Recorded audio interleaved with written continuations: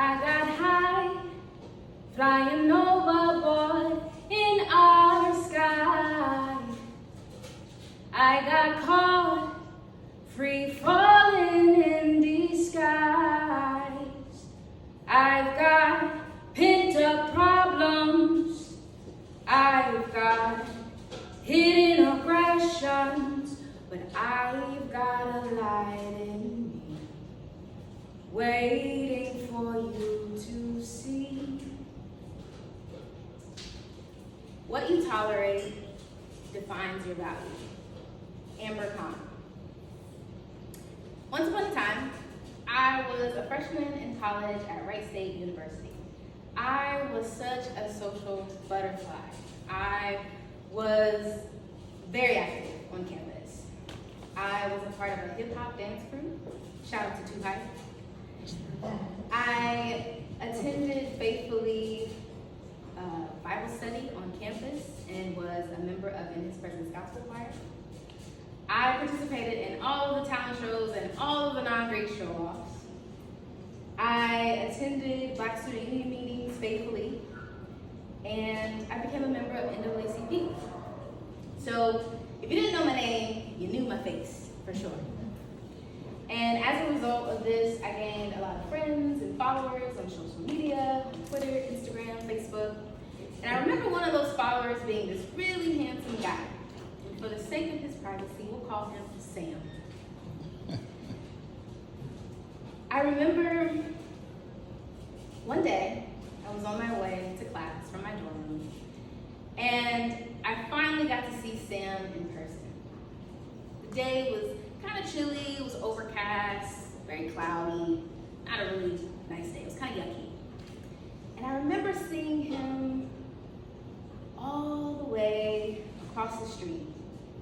And by then the sun had came out in my own world, okay? I started to feel warm and fuzzy, and I said to myself, that's Sam? He looked way better in person, okay? So much better. And as we got closer, I'm looking at him and I'm like, who is this 6 foot, brown skinned, beautiful, well-dressed man? So as we get closer, we smile at each other, and we pass, and we go on about our day.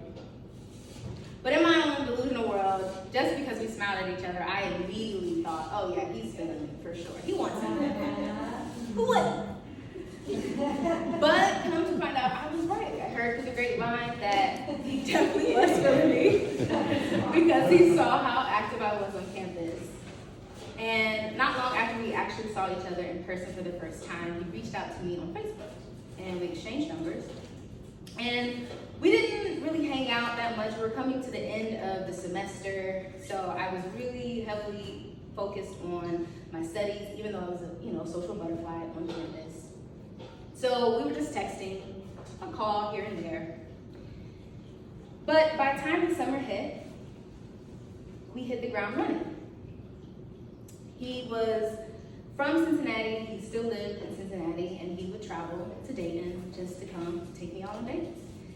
We'd go to lunch, we'd go to dinner, we'd go to the park, we'd go to the movies. We had some of the most fruitful and deep conversations, and by the end of the summer, he asked me to be his girlfriend. Of course I said yes, because he was honestly my first true love, and the feelings I felt for him were very surreal. So, we're coming into my second year at Wright State University, and I moved into an apartment with 4 of my close friends, and because he was 1 year older, he ended up getting a place of his own, but it was right down the street from mine. And needless to say, because of just proximity, we were inseparable. So one evening, I'm up, studying, reading a book, prepping for a class. He's asleep, and I hear his phone ring. But it wasn't until I saw or heard a text message. Now, this is in the era where text previews were a thing, right?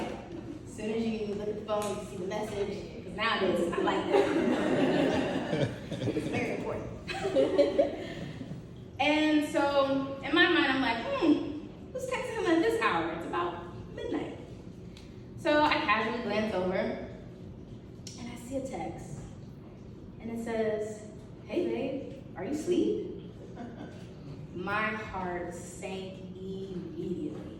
My mind was plagued with so many questions. Who is this? Why is this? What is this? I even contemplated not even addressing the situation. But I chose otherwise, and I decided to wake his butt up. So I wake him up, and I'm like, "Sam, who is this?" And as he's, coming out of his sleep, my mind is acting. He's confused, still groggy, and not answering any of my 50 million questions.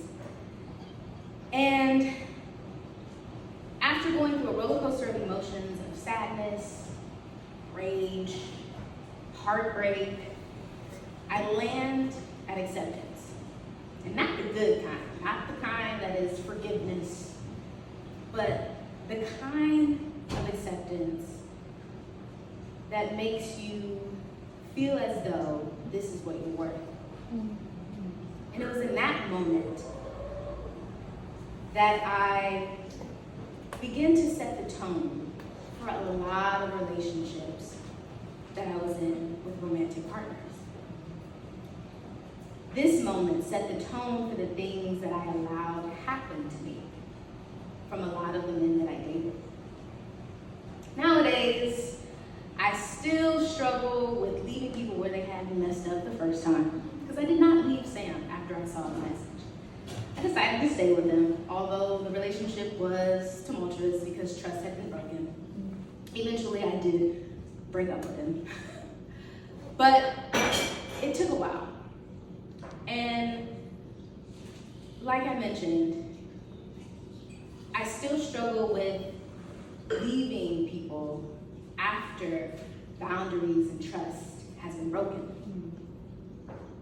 But nowadays, though, my intuition has strengthened, my self-awareness has heightened, and honestly, after so many relationships that I've been in, I'm not afraid to leave people or leave situations that no longer serve me.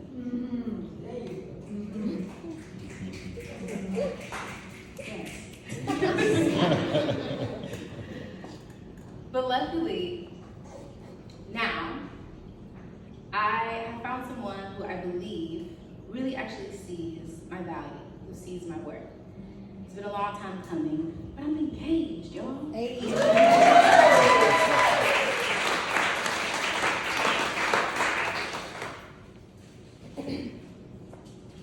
Cause I know you see me as a bright star. I know toxicity is easy these days.